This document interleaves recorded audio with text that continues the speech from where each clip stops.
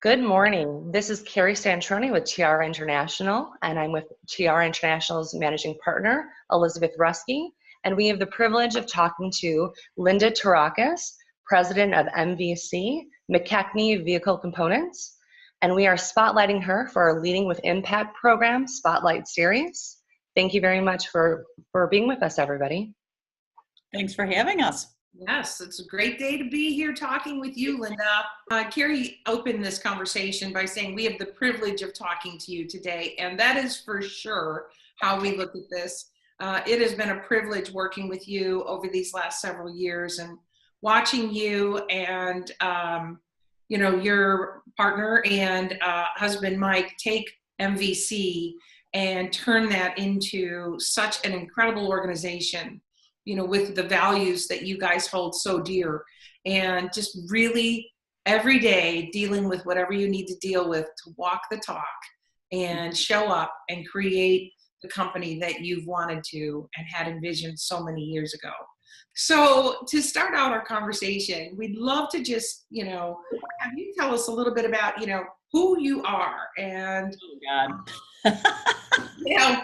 I think I am, or who the world thinks I am. I think both of those would be fair game. Well, I would say, obviously I'm a business owner. We have been very fortunate to own MVC for the last 9 years. It'll be 9 years this November.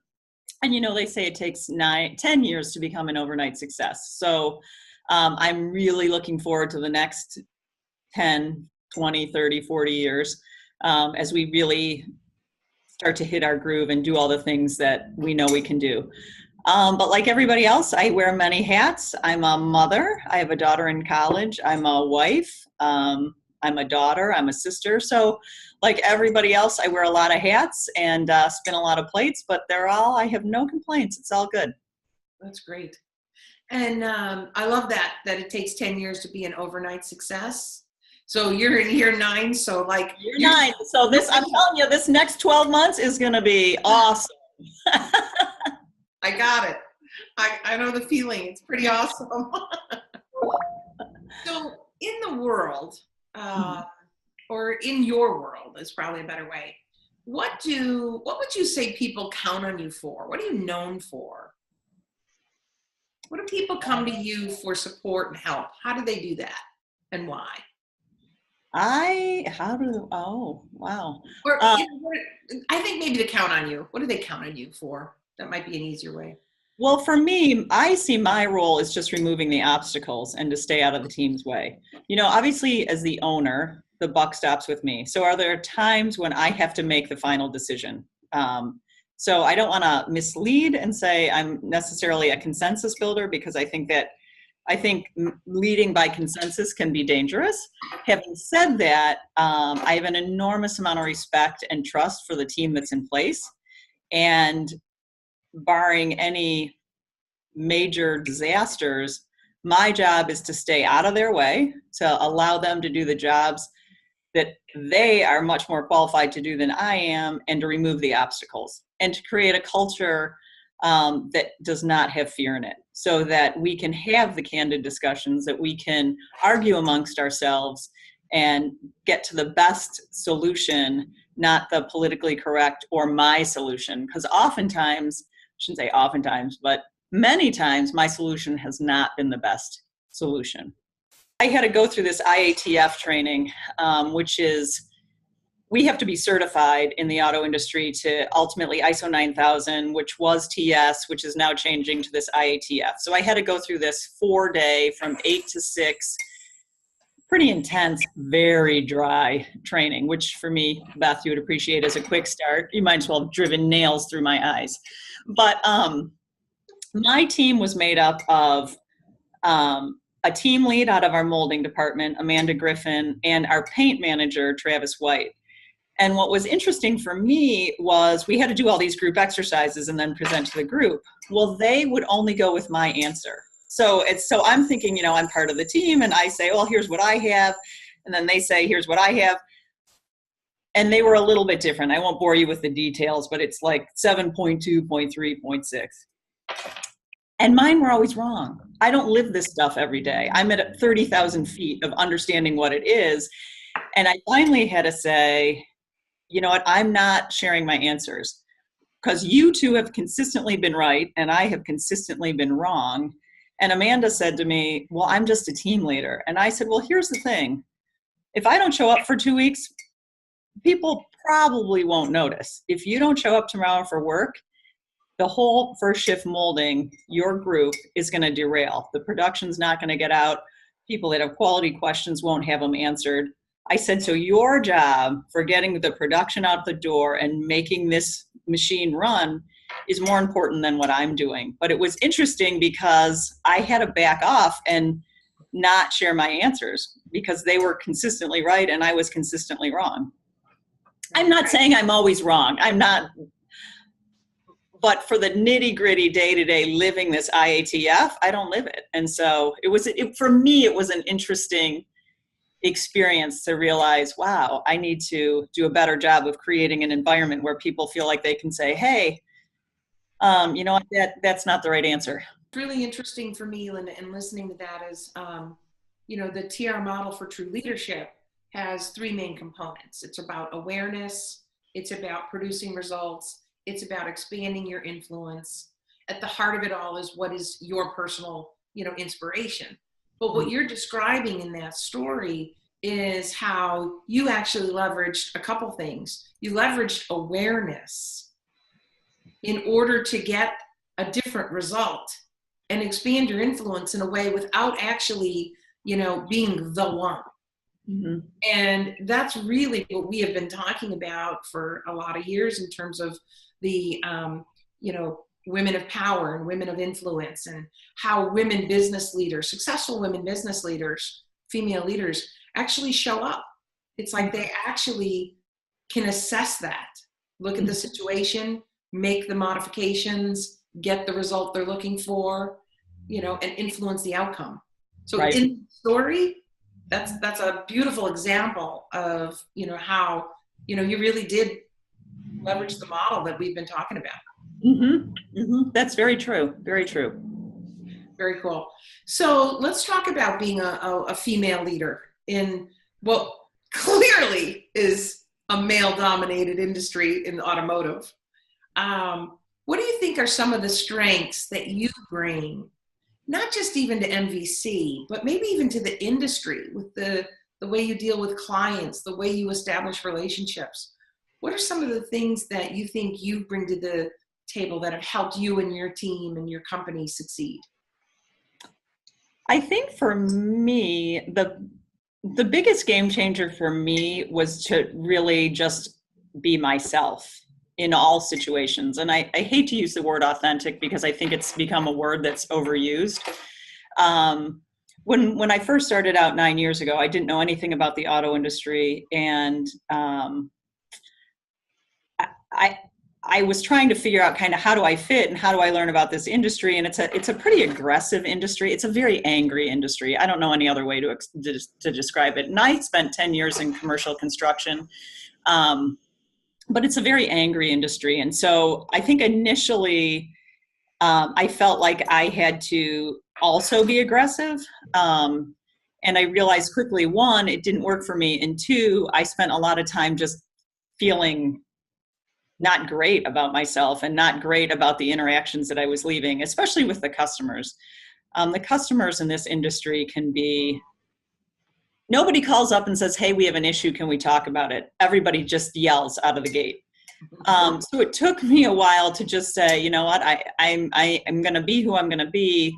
And often I would say I'm underestimated because I'm not angry, and I do a lot of laughing. I'm a big fan of humor. I think you've got to be able to laugh. You've got to be able to see, you know, the funny side of things. And so I think probably we've had customers and even frankly people that I've worked with that have sort of underestimated me and what I can accomplish. And that's okay with me. It's okay if I get underestimated. That way I can sneak around you. Yeah, you can be very stealthy that way. I can be very stealthy that way. Yeah, very true. So, you know, in this I'm just fascinated because you have been so successful really with this culture. Like, describing this as you coming into a company that is part of, and taking over a company that is part of this very ingrained, traditional, dominating industry and culture. And you had a vision that was going to be very different for how you operated, as you said, being yourself, but how you and your partner, Mike, have been able to, turn this company around inside of a pressured industry, that's pretty much, the little man doesn't get to tell the big three what to do, but yet Right. you're still living and operating, along your vision. What are some of the things that you think maybe you've done that have been successful, or, what keeps you going, to create that vision for your people? Wow. It's interesting when you're talking, I keep thinking, have we done it yet? Have we arrived? Because you know how it is in your head, you know where you're going and you know where you are, and we're light years away from where we were 9 years ago. But I feel like I'm not going to say just, we're at the very beginning of really seeing the effects of the culture take hold. So it's interesting. I kind of lost, I heard the whole question, but I kind of lost it because in my head I was like, have we done everything she said we've done? I think as a woman, or I think anybody, there's that element of you that sort of feels like a fraud. Like, oh my gosh, if they knew, where my head is some of the time or how much we've had to overcome, she wouldn't have asked me that. So, Yes, but, she would.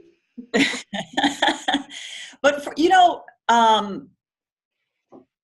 so to give you a little history, my background's in OD. For the first 8 years, I believe, a year ago in May, Mike and I switched roles. So in May of 2016, Mike and I switched roles. Mike has been in automotive for 30 years. He was the operations guy. I was sales, program management, and engineering. And he did a phenomenal job. We were a company that was broken. It needed a command and control. You go do this, you go do that. Unbeknownst to you as you're in it, there are things about your culture that develop. So one of them for us was people, I don't want to say stop thinking, but it became very much like, well, let's go see what Mike wants us to do. Let's go see what Mike would say. So about a year ago, Mike and I switched roles. What we found was, I love what I call working inside the family, and he loves working outside the family. So we switched roles. My biggest focus at that point, when I took over a year ago in May, was to get the organization thinking. So early on, I'd get calls, well, here's the situation, what do you want me to do? And I'd say, what do you want to do? Knowing that there's going to be some missteps, knowing that we're going to have some failures. And some of them have been really epic. But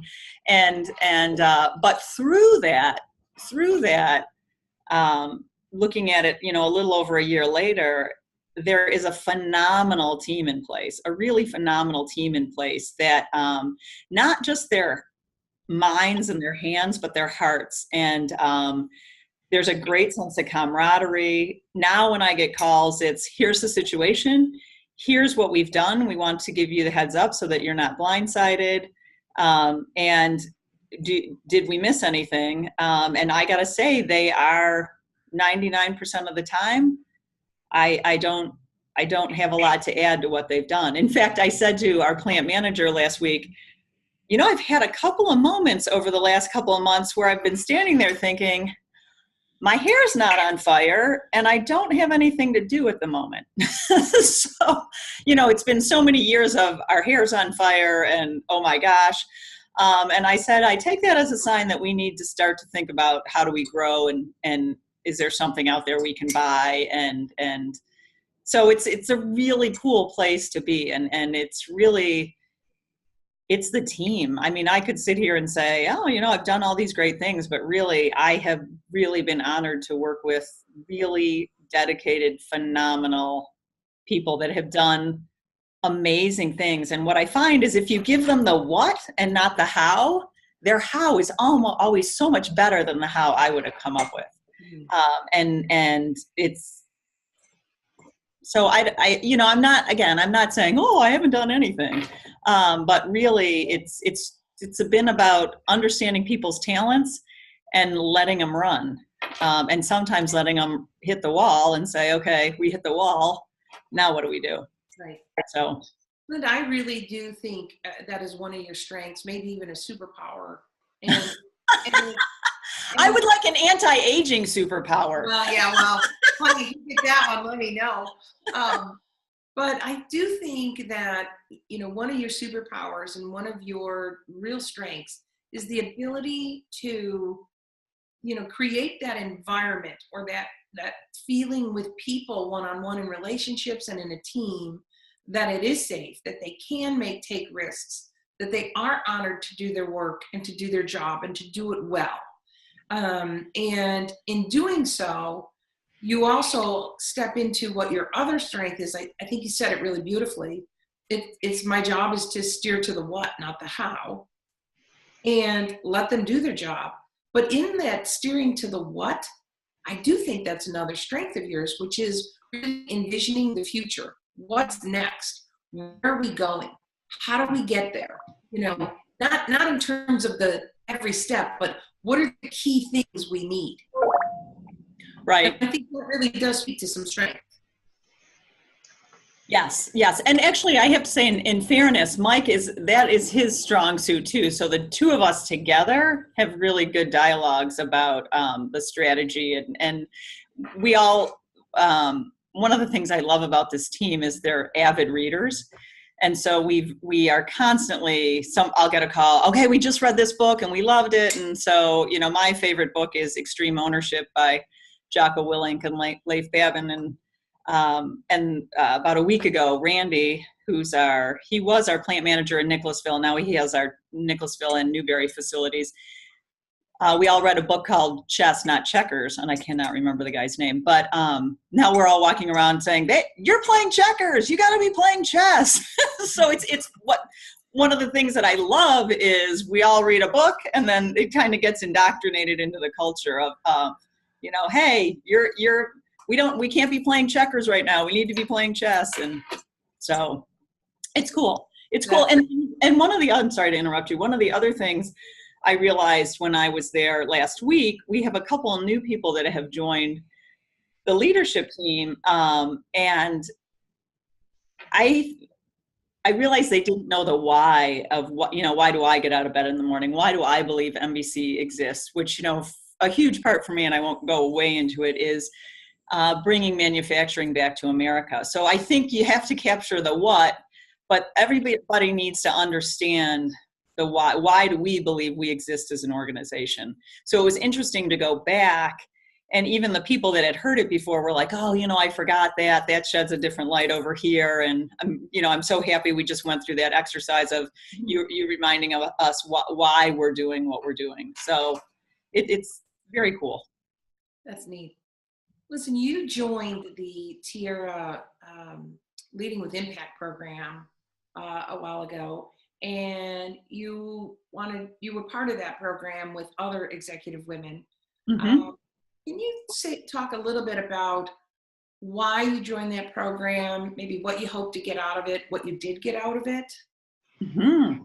I knew a little bit about it, but I have an enormous respect for Tiara and what you guys do and the impact that you have on women in leadership positions and really organizations as a whole. So as you know, I worked with Betsy for several years, who, as my leadership coach, has been oftentimes been my lifeline because, in my position, it's hard you don't want to scare people. You don't want to walk out and be like, I don't know, so you need that sounding board and somebody to give you objective, have you thought about this? Have you thought about that? So through that, Betsy suggested the program, and it was a really phenomenal experience, not just the getting to the root of who you are as a leader and how you want to be, but the interaction with you and Peg and my coach was Betsy, and then the other women in the program. It was huge. And I remember when my first session, I sat down and I thought, what am I doing here with all these phenomenal women? I mean, huge jobs and huge corporations, really making a difference every day. And so it's the content and the awareness it brings to your leadership style, and helping you define, how do I want to evolve and how do I function as the best version of myself. And it's the interacting with the people that you're going through the program with. Hey, well, thank you for that. It was really amazing. It's a program that we lead with a lot of humility, because there's a lot of really powerful women sitting around the table, all with, as you point out, incredible jobs, incredible lives, very varied strengths and how they go about things.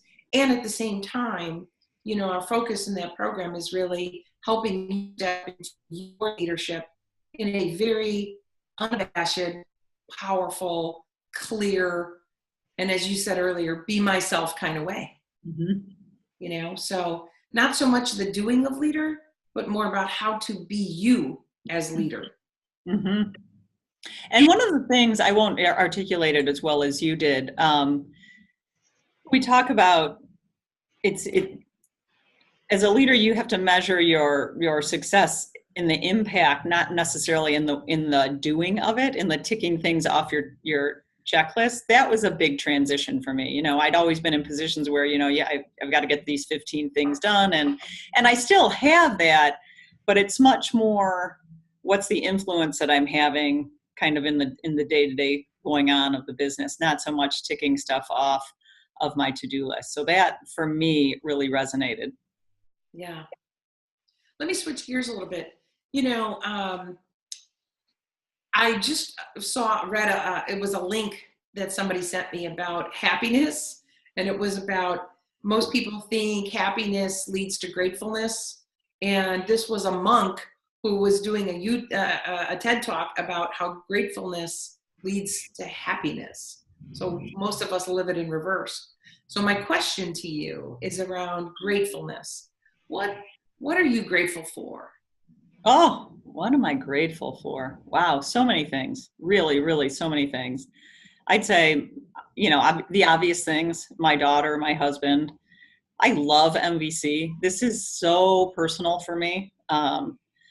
We get offers to buy, and people will say, oh my gosh, that would be so much money. You could do whatever you want. And I'm like, I'm doing what I want. I'm really, really thankful for the people that I work with. I have days when I'm tired.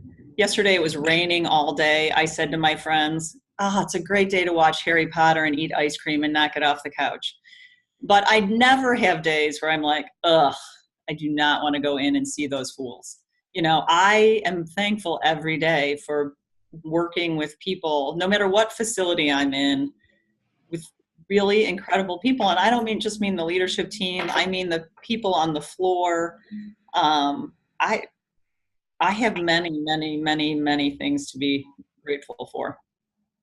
I do believe you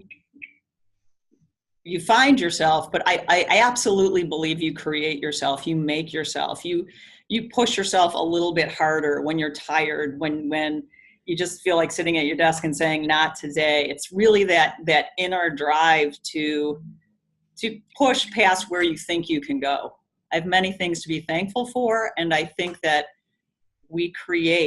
it's within our power to create much of our path, if that makes sense.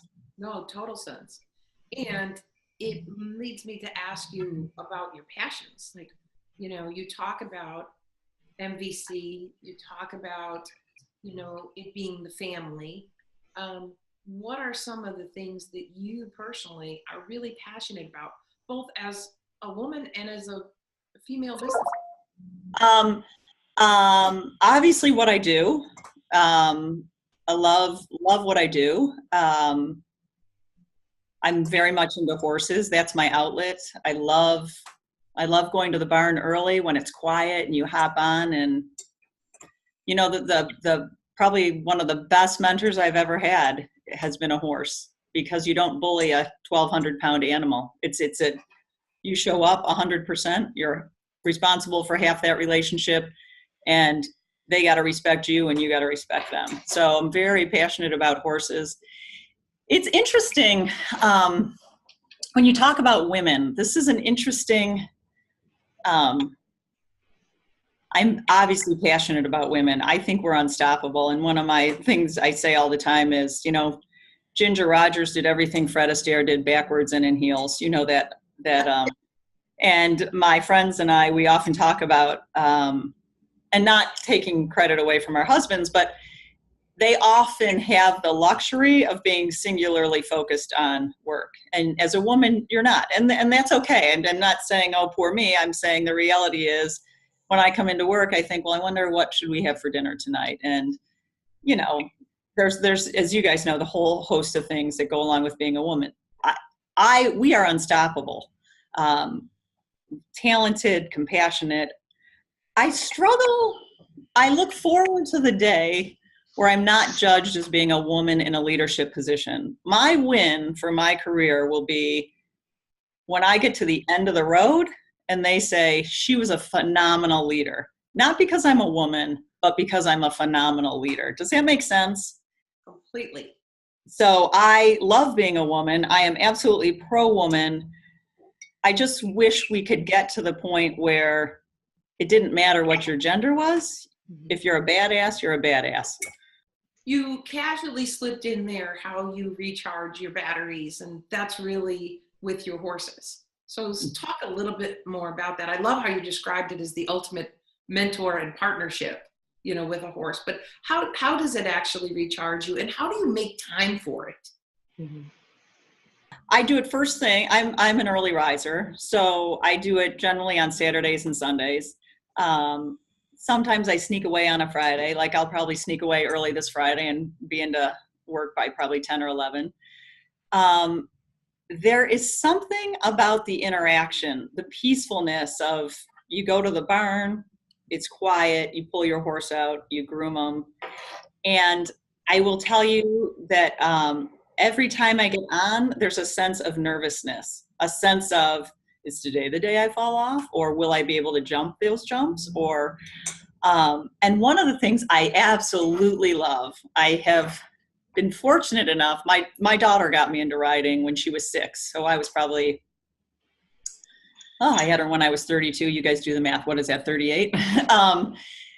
And so her friends that she grew up with still ride where we ride. And so she's off to college, but I try to ride with them because they make me do things I would never do myself. They're always like, Mrs. T, you can jump that jump. And, kids are crazy. They're like, we're going to do this hairpin turn and we're going to jump this pile of logs. And I try to get out of it and they're like, you can do it. So what I love is it's the interaction with the horse and it's cathartic. And you have to think. So if you go over a jump and it doesn't go well, you get popped out of the saddle or whatever, I still have, however many more jumps coming. I've got to get it together. I've got to think. It teaches you how you make decisions under stress. When you're afraid, you can't stop riding. Even if you're in the diciest situation, you're hanging on by a thread, that's when you've got to dig down deeper and say, okay, I can do this. I got to get back in the saddle. I got to stay on. I got to get through this next jump or things are really going to get ugly. So what I love about it for anybody, but especially girls, I got my daughter into it because she was so painfully shy. And what it did for her was teach her to be assertive without being aggressive, to teach her to make decisions in high pressure situations, and to teach her to never quit. And when you fall off a horse, barring any broken bones, they put you right back up there and they're like, do it again. So it's all those things that I wanted for her, I unknowingly got for myself. And I love it. And I love that it scares the crap out of me half the time. And I've never competed and have been avoiding it for years. And this, I was just watching my horse at a horse show this weekend, and 2 of the young girls came up and they were like, Mrs. T, this is your year. This is the show in December in Ohio. We will be there with you and you're going to do this. And I was like, I just have this immediate reaction of, I'm going to throw up. And they're like, you're going to be okay. I'm like, I'm going to do it. I'm going to do it because it scares the pants off of me. And so it's a love-hate thing. I love that it scares me and pushes me. And there's that part of me that just wants to back off. I've been riding my daughter's horse, which is a much more advanced horse than I should be on. And he tends to ball up when he doesn't feel like riding. And the trainer yelled, you gotta get, you have to be more assertive. You gotta kick him. You gotta move him forward. And I said, really? Because I just want to get off. And she was like, nope, that's not happening. So that's the part I love about it. That's great. It sounds like the girls are helping you figure out what's next for you, especially. They are. They are. You know what? I have learned more from them than they're ever going to learn from me. What's next for you at MVC, and what's next for you in the next 10, 15, 20 years?